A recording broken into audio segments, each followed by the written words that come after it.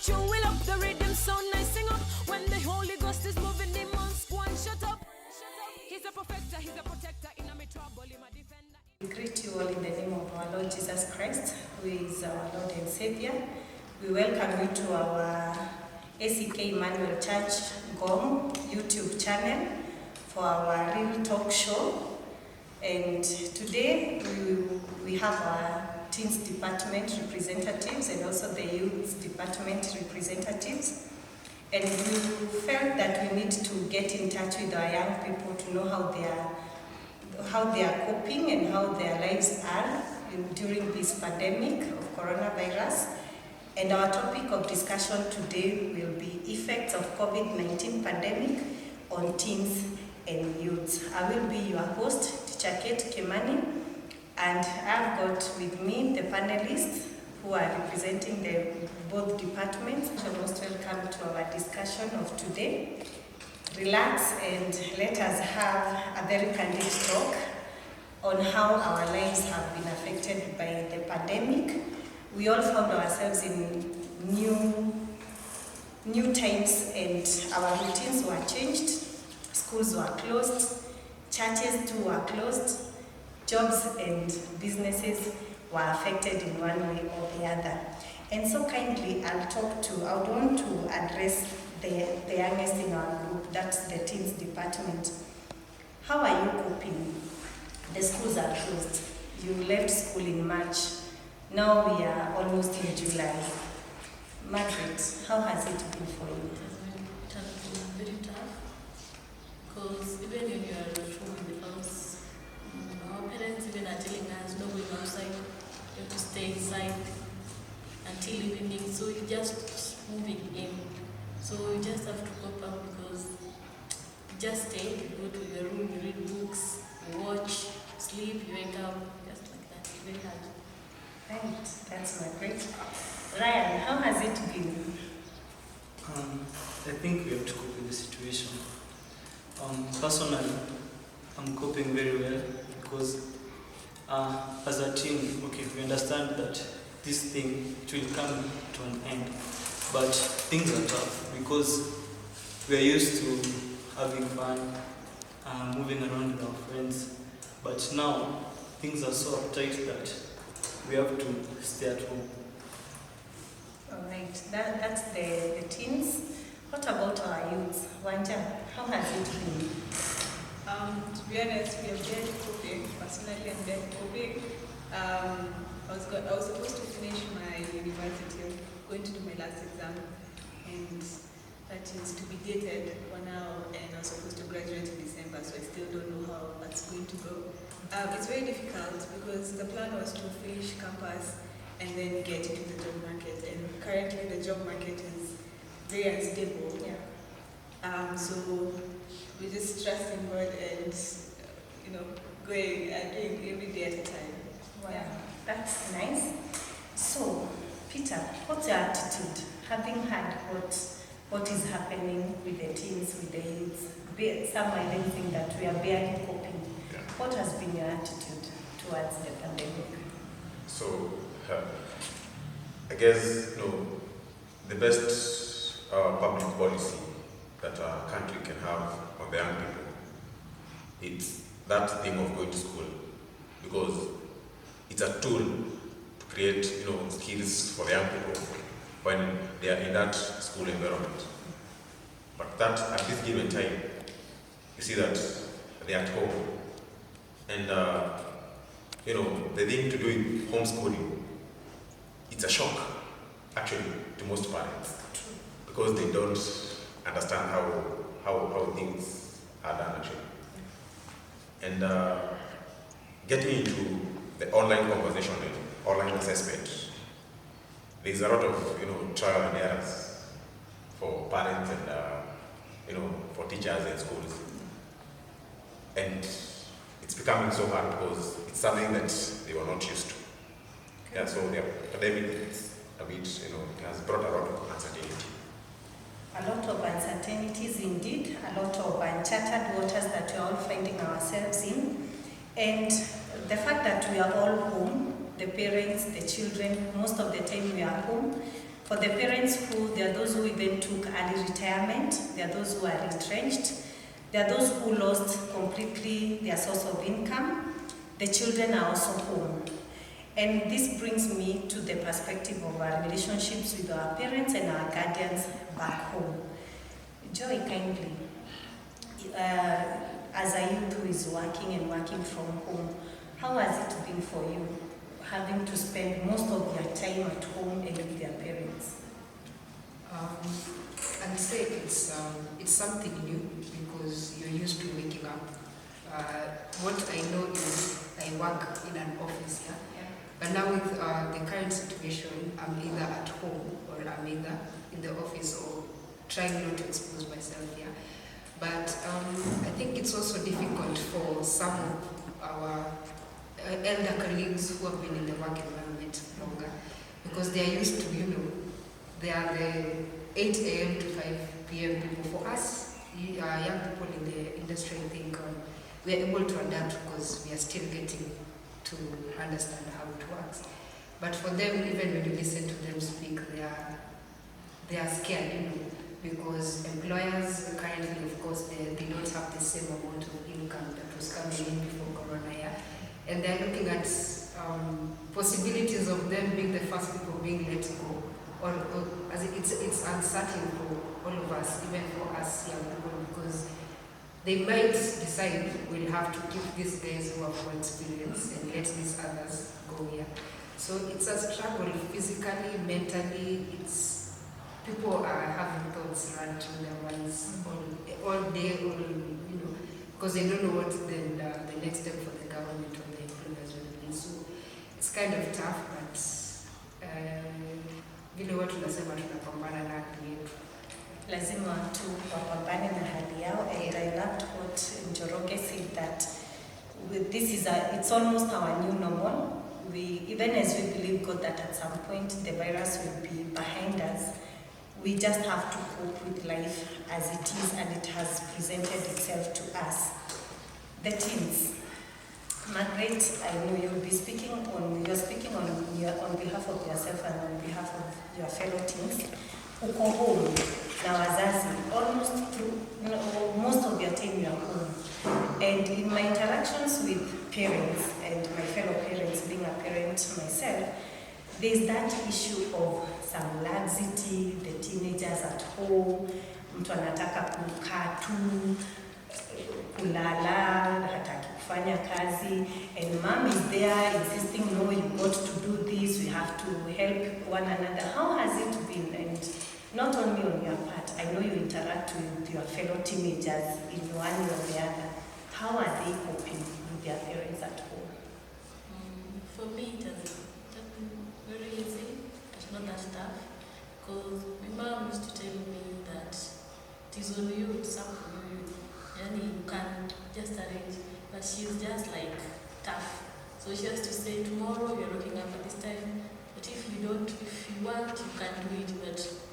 But you can't do it. So she's just there, she just wake up, she leaves once in a week, then she comes back. My son, you wake up, you do this. Sometimes she's not there throughout. So you just wake up and do that.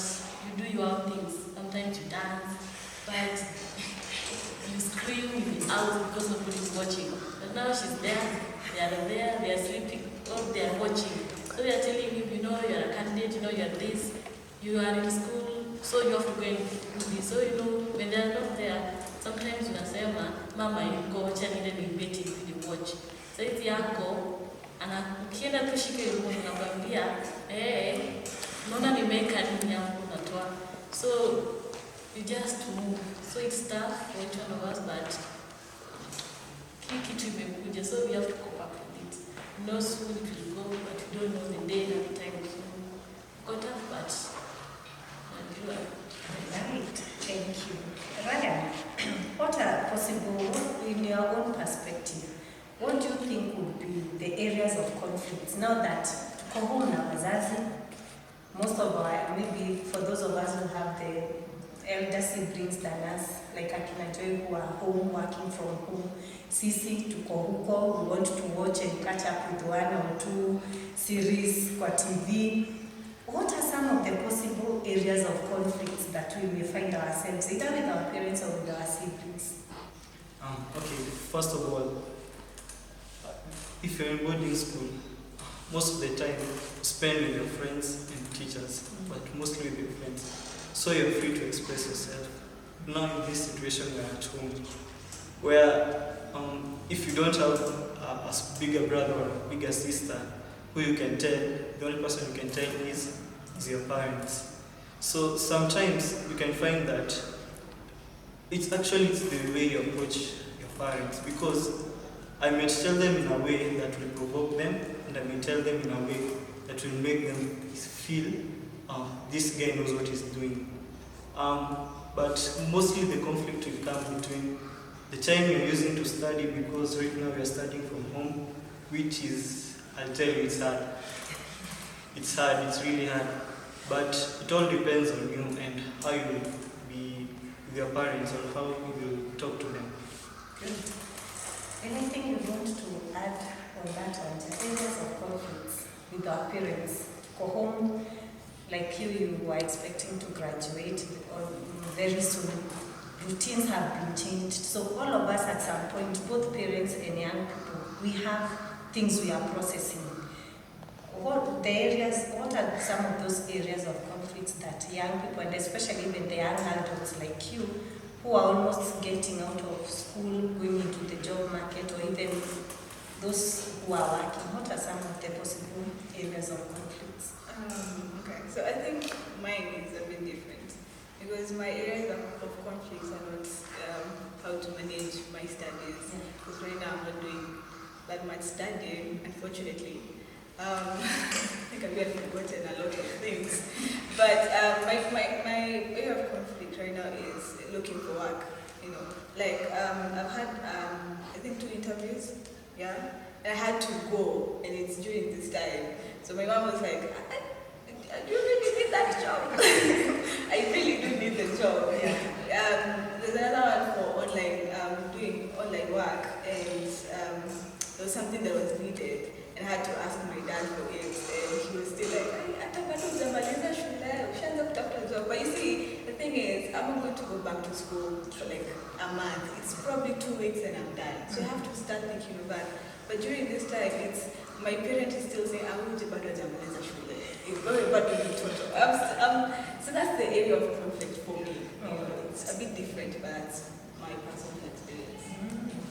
But of course, not only conflicts that are there between us and our parents, of course there are positives that are coming out of these very uncertain times that we are living.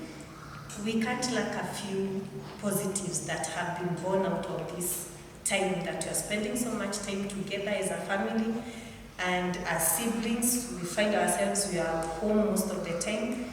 So kindly, Peter, what are some of the positives that we can appreciate, that even when coronavirus will be behind us, we look back and say, it had this and this positive impacts on our relations in families?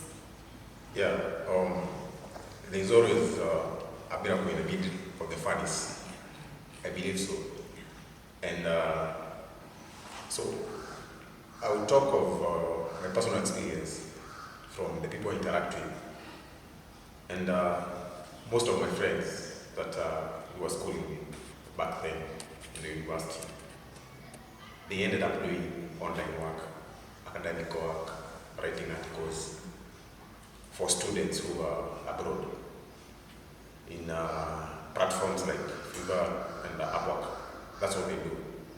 And at this given time, that's what they are doing. They are writing academic papers for students abroad, because mostly, actually, it's they have turned the education system to an online thing. The assessments, the exams, they are being taken online.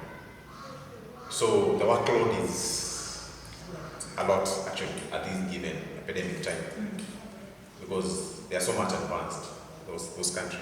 So there's a lot of work that they have at this given time.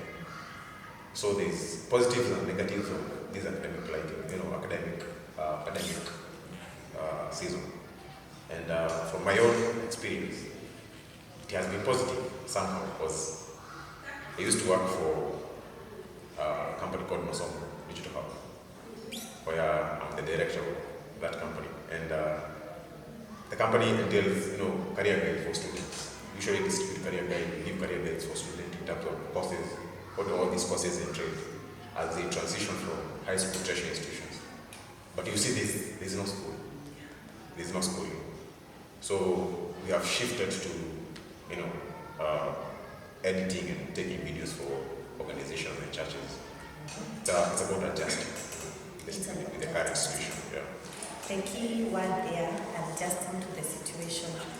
And I still want to stay on the positive impact of family relations, because at the end of the day, the family unit or the family setup, that is the backbone of any society. And it's good when a family or families are having it good and having good times and taking care of one another, and especially in such a times that are so uncertain. So Joy, what are some of the positive outcomes that we can appreciate that will come out of this pandemic? This one will actually just go to our parents, because mostly when we look at how trends were, parents probably leave at 5, especially from our area, to avoid jamming and road. Yeah. They leave at 5. When they come back in the evening, it's late. Jam bado began and it's around 9. So honestly, I would say that most of the children who are being raised by, let's call them house managers, or someone you leave your child with. So I think for me, one thing I've been able to see is that parents have now been able to stay at home and learn their kids, to learn the challenges, because when you leave very early, probably in your chapter, when you come late, your child is asleep, there's no where you get time to interact with your child. So I think a positive thing, if people have decided to take this positive, is that one, parents have been able to learn their children. The other thing is that also small children, the toddlers, are able now to, badala ya kuita the house and mom, they are now able to identify, this is my mom to this one is just here to help, because there's a relationship that has been built. I'll also talk about siblings, especially a household that has many siblings who are doing different things, Like someone is working outside Nairobi, this other one is Nairobi. So is within Nairobi, but they don't see each other. The other kids are in boarding school, So it has also brought them together in a time where they can learn, this is what my brother does, this is what my sister does. We are able to even interact with each other, siblings. So zingine wanakutokesha you feel like wafukuza lakini hatuwezi enda mahali because it's just with them. But there it has brought, I think my major focus is the family units that God created from the beginning has been restored if people have decided to take it positively. We have restored the relationship that God wanted it to be there from the beginning. Yes. So it is a positive on the family unit that we get to spend time together away from, it's like God in his own way was also using this pandemic as a way of slowing us down from our many hassles and busy lives to just tell us, hold on, calm down. And during this pandemic, you may look at it as a negative, as an impact that came in your lives, but something good is going to come out of it, because I'm restoring families and children and their parents and guardians got to spend a good time together. And one of the areas that you have mentioned here about the academics, and we had Ryan saying that when it comes to online learning, it's quite difficult, and there are uncharted waters that you have to sit at home and listen to your teacher from wherever he's being recorded, whether in school or in an office somewhere. And of course, there are some pros and cons of online learning. It is a whole new thing. Some parents don't even understand what it entails or what it's all about. And they can't even get the time to be there and monitor whether you are attending that class or not. So what are some of the things that have come out from the online learning? Kindly, Ryan, what has been your experience? First of all, we used to a school setup. The surrounding itself, because at school, the surrounding itself is made to accommodate education. At home, where the only where you can sit at a couch or maybe go to the dining room if you have. And there, if your father or your mother is still working, they leave late or early, or sometimes they might not even be able to monitor you. And we find that in studies, there are some schools which actually don't have these platforms and some children are faced with difficulties where they can't buy the bundles or afford the internet where the online classes are taking place. So it's a mix-up between, and the parent also has to look whether they're going to spend their money on food or buy bundles for you. So it's a mix-up. Wonderful. He just captured some, actually that was what was coming next on my question, that there are some of those of us in our society who cannot afford the online learning. There are areas the marginalized areas even in our country where even the internet itself, nikusikia tu, usikia kuna kitu ati kama online learning and all that. Yet, at the end of it all, they have an academic calendar. There are national exams that at some point will be done. And these children are expected to cover the same or to sit the same exams. What's your take on that, Wanja? It's a bit unfair that the children who are on the extreme ends, there's one who can afford the bundles and have the classes 24/7 or every day a week.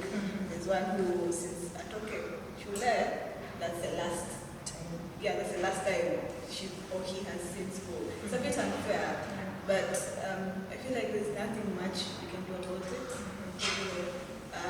It is what it is. There's nothing much we can do about it.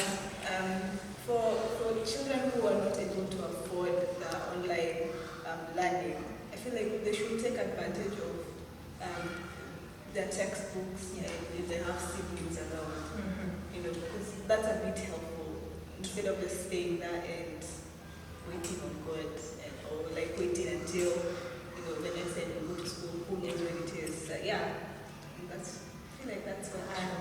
And as I always tell my children, I tell them that whenever school will be reopened, even if it's a year or two to come, the fact remains that kuna exams watu watafanya. So whether it's online or using your textbooks, it's good we learn. It's good to keep our academic life alive and to know that this is just something that has come to shake us, but we can adjust and adjust it to our advantage. There are those of us who used to work, the young people who are in the job market, it has been affected. Some had to, like those in the hospitality industry, some of them had to just be rendered jobless with immediate effect when this happened. So what would you tell them, Peter? These young men and women out there who all of a sudden they were earning money, they could be staying with their parents or their guardians, but right now they're home, they have their needs, yes, but they don't have a job. What would you tell them? Yeah, it's so unfortunate that in nature every disaster you don't prepare for disaster, and in a country full of youth unemployment, hopelessness, suicidal thoughts and assisted international, you find that the rate of youth unemployment in such countries, especially the third world countries, is too high. And most of our youth, for example in Kenya, those who are employed and those who are internship programs, they were laid off because they actually the first victim to be laid off, for the organization to control their budget, as an example. And but what I would like to say is that it's about adjusting to the new norm, as they are saying. I would like to advise them and tell them that, we are faced with an epidemic, and maybe they might not go back to the jobs that they were designated there before. They should adjust, at least do something. It doesn't matter what you're doing. Hata kani kuuza, sukuma pale mtaa. You accept that job. You start small. And you progress from that. Just start small. Ile bizi uko pale, usikejeli ile job iko pale mtaa. Fanya ile job. Si lazima uende office ufanye ile job. Yeah, that's my advice. They can start small from there. They can start somewhere. Yeah. Accept and adjust to the new normal. Yes. Joy, would you want to add anything on that? When it's hard to actually fit in someone's shoes, because honestly I'm not in that position, and honestly thank God for that. I wouldn't know how that someone feels, but from what I've heard people say, young families, people don't know where to go. But I think if we go around observing what people are doing, people are taking advantage of the resources that they already had when they were already working here. You can look, for example, I'd advise them to look into sending food, because regardless of whether there's a disaster or not, people have to eat here. That is something you can take advantage of. And with technology, I think we might be affected by technology, honestly, is the one that is actually keeping people's mental minds running here. You can take advantage of that. Use your social media platforms to market yourself. Leo I am selling nyanya, kesho, look for, within our local areas, food is an essential service. The government actually has allowed for food to be transported here. Kama uko mashambani and you have food, take advantage. See how you can look for a way to sell it to people outside your locality, because that is something that people need. But just as my friend has said there, start small, because sitting down, we give time for grieving, but you cannot grieve forever. It's something that you require to do. But as you grieve, sit down and think, where can I start? What do I have? What can I use to fill this gap? Right now, you have a lot of time to even sit down and analyze. There's a niche in this market. Yeah. Is there something I can do? Are there people I can call, some other field units like me who don't have jobs or who've lost jobs? We sit down and come up with a plan, see how we can cover that niche for us to be able to sustain ourselves. Because if you're used to working and now you're staying at home, I'm sure it's had a very big impact on your mental. So you can just, my advice is just to look into something that you can do to remove yourself from that position. Yeah. Good. That even as we grieve the loss of our jobs, we cannot grieve forever. We need to know that we just have to do something, start small once again. And it's not a matter of how many times one falls. It's a matter of how quick you are in picking up yourself and moving on. And as along the academics, I'll still go back to the academics because of the teens department representatives. The effects that the pandemic has had on our academics, there's a high possibility that the academic calendars will be altered. Margaret, you're a candidate this year. You're expecting to sit for your final exams, the KCPE this year. There's a possibility that you may not be able to do the exam this year, and there's a possibility that you may actually, for people like Ryan, who are not sitting for their final exams but who are looking forward to move to the next class, there's a high possibility of repeating classes. What's your take? At first, it was very tough because all of us we thought somehow like this pandemic was going to come and then it ends like after 1 month. But every day as you sit and watch the news, you see that it can be an endemic.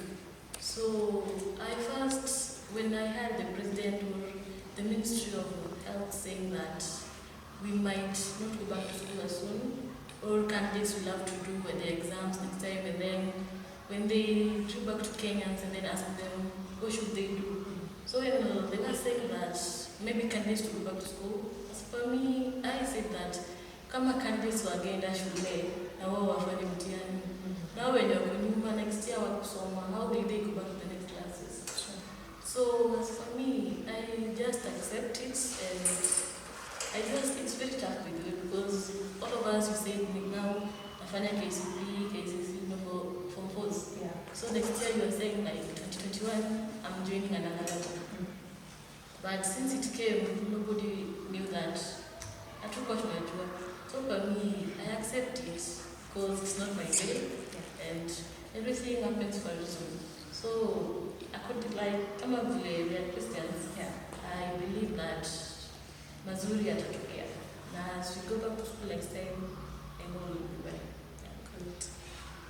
Ryan, there's a possibility of you not proceeding to the next class. What's your feeling and the general feeling of your friends? Because I know you get in touch with them. The thought itself is very hard to take in, as in the possibility of repeating a whole year, that's very hard. I'll take for example, in high school, there's some people who actually should have finished school years ago. But now they're repeating the same class, and they were saying that, okay, it's only a year, wacha nikazani nitamaliza. And then as Margaret said, in school we were being told about this, we thought it was only going to be a few months or just 1 month. So even the books you carried, because you're being told, actually we are being told that it's going to take not for a long time, a while, and then you'll be back. Now you're being told the possibility of repeating a whole year. It's hard to check, but it's actually a psychological warfare. Because a whole year, it can be a lot and it can be little. It depends on how you use your time. I pick his frustrations, I pick his feeling, and it is the feeling of most of young people, especially those who are in high school and primary school, who are looking forward to moving to the next class, and yet they are faced with the possibility that they could repeat these classes. And my appeal to my fellow parents out there and guardians is to, even as we deal with our issues, even as we embrace our issues and what the pandemic has done to us as parents, it is important that we understand that even our children, in their own way and in their own point in their lives, they are also processing the losses that have come with the pandemic. They are also processing the change of routines, and it is important that we give them the support that they would need. And to use his Ryan's words, he has said it is a psychological warfare. So you can imagine what that means, that mentally they are not doing so well, our children back there, and we need to really support them. Not only our jobs and schools that have gone online, even worship.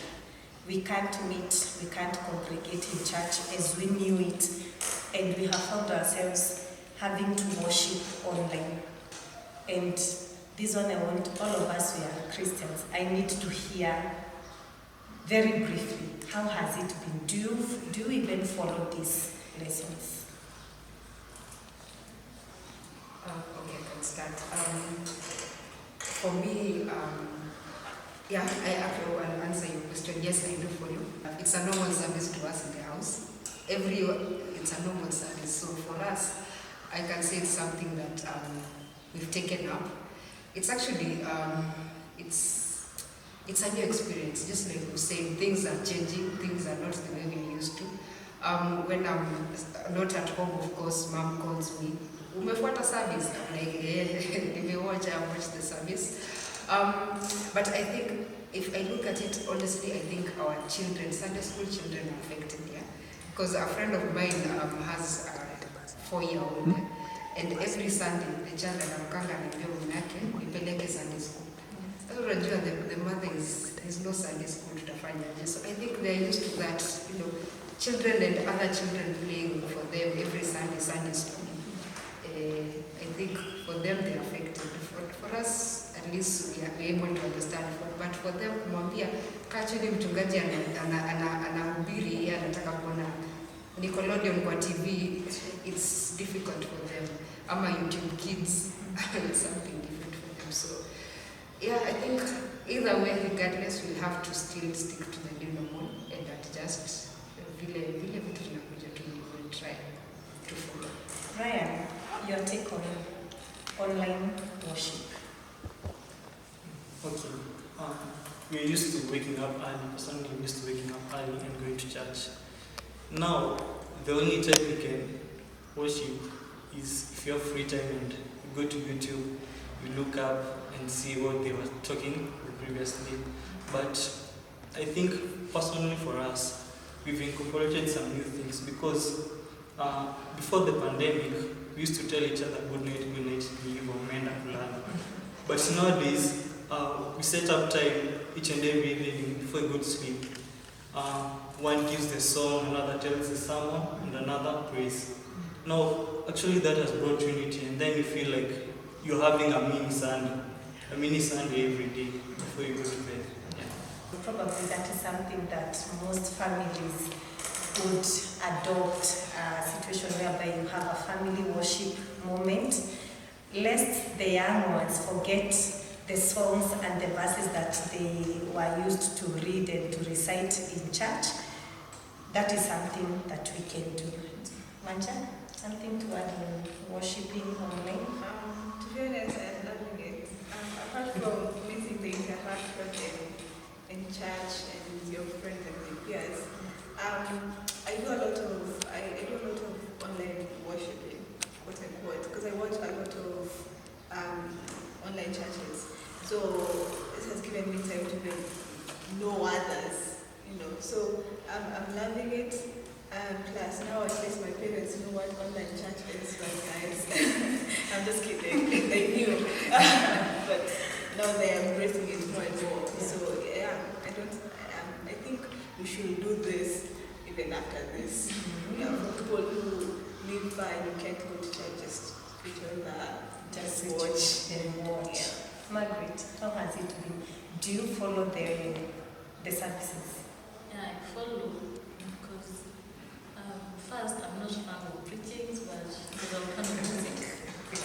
But since, because I used to, you wake up early, go to church, like on Sundays, but now just you have to follow, like my mom says Saturday at night, and now you are going to bed, tomorrow you have to wake up to 1, 2, then at 10:30, you're here. So before that, my dad would come like home like 10:30. Then he's tired, like that time I'm going to school the following day, I have to finish my homework. So just say to him, hi, good night, and go to bed. The following day is half early, and then he goes to work. So right now he's at home, he just goes to work once a week. When he's back, I'm just with my girls, my dad, no sibling, just alone time with them. So we just have to, at night when they're there, read the Bible. You pray together, like my mom is a member of the choir, so she can sing.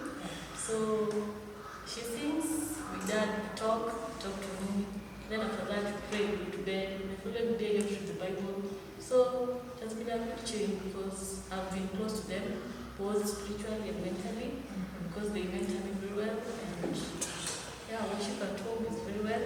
It's going good. And I hope after this, as I was saying, she'll go on to reach. Raising family altars. I think that's the message you are getting across. Peter, do you follow these online preachings and worship? Yes. Kama wewe ni ile penye tu kanisa zilifungwa, na ukafunga kanisa.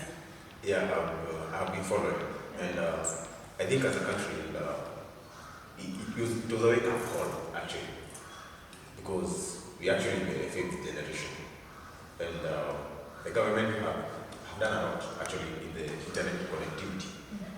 We actually the second best in Africa in terms of connectivity, and let's appreciate what we have. We have the connectivity in Kenya.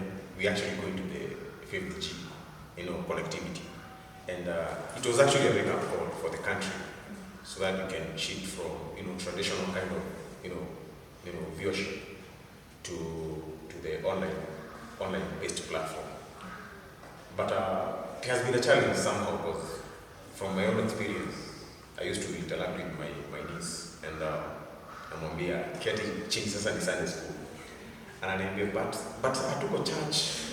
You know, it's a bit challenging for some of the people. And for example, like AKINYI Church of God, you know, have played a very great role in updating her members in terms of you know, reaching out to her members. If you don't have bundles, you can watch them in Champions TV. So it has, you know, impacted the Christians in a positive way. Good. And the message that is going out there is that even in our families, let us take it upon ourselves to worship together, to just have that moment as a family where we don't have to necessarily be in church. We don't know how long it will take for us to congregate back in our churches as we knew them before COVID-19. So it's good to raise our altars and to pray and to worship right in the comfort of our families. As we wind up, I would want to give each and every one of us a parting shot. This could be our new normal. We don't know how long it will take. We don't know if we'll ever go back to our lives as we knew them before COVID-19. What's your parting shot? I quote an article that said, maybe 2020 is a year where we need to realize ourselves and realize what life is all about. Personally, I would say that you need to go and figure out what your life is about and how you affect others directly or indirectly. That's my takeaway. Joy. For me, I think is focusing on change, yeah, because that is the biggest challenge. Everything has changed, honestly. Everything has changed. We now have a new normal. So my advice is, whether we like it or not, we have to adapt to our new normal. Just stay safe, follow the health regulations we're given, but just know that change is inevitable. We don't know how schools, how churches, how people are going to go back to work. But whatever works for you during this period of change, take it positively. And remember that it has opened our eyes and told us that change can come anytime, whether you're expecting it or not. Just be ready to know how you're going to adapt to that change. Yeah, thank you. WANJA, parting shot. Mine is take every day as it comes. Just as simple as that. Thank you. Take it as it comes. Just follow what the ministry of education is telling us to do, and let us take calm and accept what's going on, because soon I know through God's grace all shall be well. And parents, let us just listen to our kids, whatever. Some of them may be going through problems, but try to be friendly. Maybe you are not like before, but right now that you are with them, try to be friendly, focus on them. And to kids or to teenagers, sijali, ikakamwe tu, and you try to study and try to discover more about God and about your talents and what you do. Peter, your parting shot. Yeah, I would like to say, as my colleague said, you know, change is always inevitable, and it's all about, you know, adjusting to the new normal and using what you have. You know, it was actually a wake-up call. Use what you have to adjust to the new normal. Thank you so much, my panelists, for coming and for having this interactive. I believe that we have reached out to the parents, to the teenagers and the youths out there, that this could be our new normal. It is good to accept and adjust and take change and know that everything, if I may quote the Bible from the book of Romans 8 verse 28, it says that, and we know that in all things God works for the good of those who love him, who have been called according to his purpose. God knew that we would be alive at this time. He knew that we would be going through this pandemic, and I believe that he knows when it will be behind us, and he knows exactly how our lives have been impacted. It is good that we tap in his wisdom, that we may seek him and seek him even more for our lives and our families, that we may know how to just deal with life as it comes during this pandemic. Thank you so much for joining us for this discussion. You can follow us on our FB page, that is ACK Emmanuel Ngong, or our YouTube page. You can follow us there and join us for more interactive sessions. And for now, we would want to request our Archdeacon to join us and come and give us final blessings. Thank you. I was your host, Teacher Kate Kimani. Until then, may God bless you. Asante sana. I thank God for this forum, and thank you so much for welcoming me, Teacher Kate, and the team of our youth here and the teens. And thank you for the very healthy discussion that we have had on very pertinent matters that are touching on what is happening around us as young people. And I know it's not only us, but even our viewers out there. It is really very, very paining to see that students are at home, to see that those that have cleared universities are at home, no graduations, no going for work, and all that kind of things happening. I must say that when such a thing happens, as it has happened to us, we must take the 3A principle very, very seriously. Number one, accept. Because these are things that we cannot change. When they have happened, we must accept that this is the reality of the new normal. And number two, we have to adjust. We have to learn to adjust. You have not been staying at home for such a long period of time. We have to adjust. There are things that I can be able to do at home. Yeah, starting online as most of us have been doing, I know. Even helping in the work that could be there, we must adjust. Because the failure to adjust will make you sick. And number three, we must add funds. We have to move on. Life has to go on. No matter what, life has to go on. So may the Lord help us. And I believe that we are all blessed. And you, our viewers out there, you also literally get blessed through the discussion that we have had today. So let us pray. We thank you, our Father and our God, for today and for the discussion, the talk that we have had. And I want to thank you for our counselor, Teacher Kate. I want to thank you for the members of the youth and the teens departments. I want to thank you even for our viewers out there. And I want to pray, God Almighty, that the discussion that we have had, the insights that it has brought forth, may be very, very helpful to all of us and even to our viewers out there. And we are praying that, God, you shall change the situation, because you are able to do it, so that the young people who are really suffering and handling it, may Jehovah be able to come out of this. We want to thank you and we want to bless your name. And now, the blessing of God Almighty, Father, Son, and the Holy Spirit be with us now and forever.